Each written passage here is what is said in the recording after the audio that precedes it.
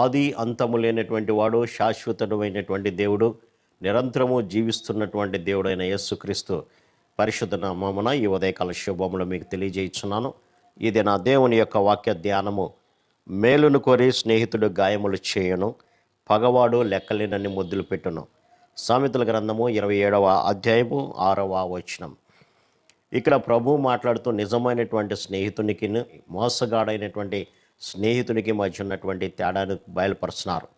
నిజమైనటువంటి స్నేహితుడు మేలును కోరి అతడిని గాయపరిస్తే, మోసగాడైనటువంటి స్నేహితుడు లెక్కలేనన్ని ముద్దులు పెడతాడు.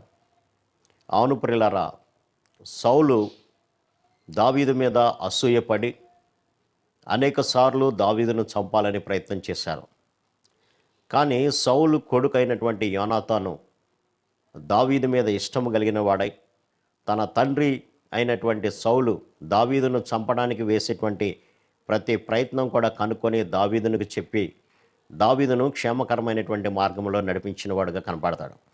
అరే, నా తండ్రి దావీదును చంపాలని ప్రయత్నం చేస్తున్నాడు కదా, ఈ మాట చెబితే దావీదు ఎక్కడ బాధపడతాడో, ఎక్కడ తన యొక్క మనసులో నొచ్చుకుంటాడో, నా స్నేహాన్ని విడిచివేస్తాడేమో అనేటువంటి ఆలోచన లేనివాడుగా మనకు కనపడుతున్నాడు.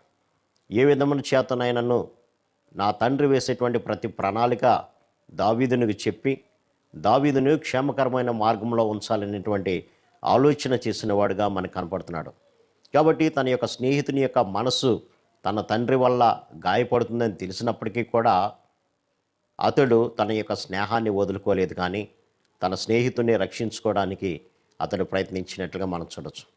కానీ మోసగాడైనటువంటి స్నేహితుడి కనుక చూస్తే లెక్కలేనన్ని ముద్దులు పెడతాడు. అవును, యూదా ఇస్కరియోతుని మనం గమనించినప్పుడు అతడు యేసు ప్రభుతో పాటు 3.5 సంవత్సరాలు ఉన్నాడు.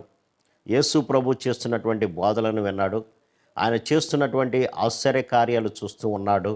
ఆయన యొక్క అమితమైనటువంటి శక్తిని గ్రహించిన వాడుగా ఉన్నాడు. కానీ అతనికి ధనాశ ఎక్కువగా ఉండటం వలన యేసుక్రీస్తును అమ్మితే నాకు 30 వెండి నాణ్యాలు వస్తాయి అనేటువంటి ఆలోచన కలిగిన వాడుగా, అలాగే యేసుక్రీస్తు వెంబడి తిరుగుతూ ఆ వచ్చేటువంటి ధనాన్ని మోసంతో దోచుకునేటువంటి వాడుగా మనకు కనపడుతున్నాడు. అందుకనే మత్తయి సువార్తల 26వ అధ్యాయంలో మనం గమనించినప్పుడు ఆయన ఇంకనూ మాట్లాడుచుండగా 12 మందిలో ఒకడొక యోధా వచ్చెను. వారితో కూడా బహుజన సమూహము కత్తులు గుదియలు పట్టుకొని ప్రధాన యాజకుల యొద్ద నుండి ప్రజల పెద్దల యొద్ద నుండి వచ్చెను. ఆయనను అప్పగించువాడు నేనెవరిని ముద్దు పెట్టుకుందునో ఆయనే యేసు, ఆయనను పట్టుకొనుడని వారికి ఒక గుర్తు చెప్పాను. కాబట్టి ప్రధాన యాజకులు, శాస్త్రులు, పరిచయులు యేసుక్రీస్తుని పట్టుకోవాలనేటువంటి ఆలోచన కలిగి ఉన్నప్పుడు యేసుక్రీస్తుని అప్పగించడానికి యోధా వారితో కొంత ధనాన్ని మాట్లాడుకొని నేను ఎవరినైతే ముద్దు పెట్టుకుంటానో ఆయనే యేసు, మీరు వచ్చి పట్టుకోండి అని యేసు వద్దకు వచ్చి ఆయనను ముద్దు పెట్టుకున్నట్లుగా మనం చూడచుకున్నారా. అందుకనే వెంటనే యేసు వద్దకు వచ్చి, బోధకుడా నీకు శుభమని చెప్పి ఆయనను ముద్దు పెట్టుకొనెను. యేసు చెలికాడ నీవు చేయవచ్చున్నది చేయుమని అతనితో చెప్పగా వారి దగ్గరికి వచ్చి ఆయన మీద పడి ఆయనను పట్టుకొనిరి. కాబట్టి యేసుతో పాటు తిరుగుతూ ఉన్నటువంటి యోధా ఇస్కరియోతు యేసుక్రీస్తు యొక్క మహత్యాన్ని గమనించలేనటువంటి వాడుగా తయారయ్యాడు.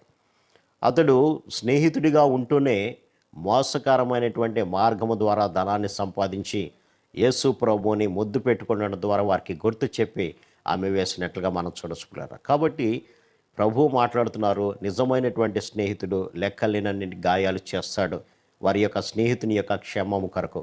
కానీ ఈ యొక్క మోసగాడైనటువంటి స్నేహితులు అనేకమైనటువంటి ముద్దులు పెడుతూ ఉంటాడు. మనం కూడా ఈ లోకంలో జీవిస్తున్నప్పుడు నిజమైనటువంటి స్నేహితులు ఎవరో, మోసగాడైనటువంటి స్నేహితులు ఎవరో గమనించాలి. ఎందుకంటే మనము నడిచేటువంటి మార్గము తప్పు మార్గమైనప్పుడు ఎవరైతే మనల్ని నిజముగా గద్దిస్తూ ఉంటారో, ఎవరైతే మన క్షేమాన్ని కోరి మనకు సహాయం చేస్తూ ఉంటారో, ఆలోచన చెప్తూ ఉంటారో, వారి యొక్క మాటలను మీరు తృణీకరించవద్దు అని ప్రభువు హెచ్చరిక చేస్తున్నాడు. కాబట్టి ఇది నా వాక్య ధ్యానం ద్వారా ఈ యొక్క నిజమైనటువంటి స్నేహితులు ఎవరో, మోసగారైన స్నేహితులు ఎవరో కనుగొని మన యొక్క జీవితాన్ని సరి చేసుకుందాం. అట్టి కృపా పరిశుద్ధాత్మ దేవుడు మనందరికి దయచేయండి గాక. ఆమేన్. ప్రార్థన. సర్వశక్తుడా, ప్రేమ గల మా తండ్రి, మీరు ఇచ్చిన మాటలను బట్టి మీకు వందనాలు తండ్రి. నిజమైనటువంటి స్నేహితులు లెక్కలేనన్ని గాయాలు చేస్తే మోసగాడైనటువంటి స్నేహితులు అబద్ధమైనటువంటి ముద్దులు పెడుతూ మోసం చేస్తానని నీ వాక్యం సెలవిచ్చింది నాయన. కాబట్టి మా జీవితంలో నైనా నిజమైన స్నేహితులు ఎవరో గుర్తిరిగి వారిని కోల్పోకుండా వారి యొక్క మాటల ప్రకారం మేము జీవించే భాగ్యం దయచేయమని యేసు నామమున అడిగి పెట్టుకుంటున్నాం తండ్రి. ఆమేన్. God bless you.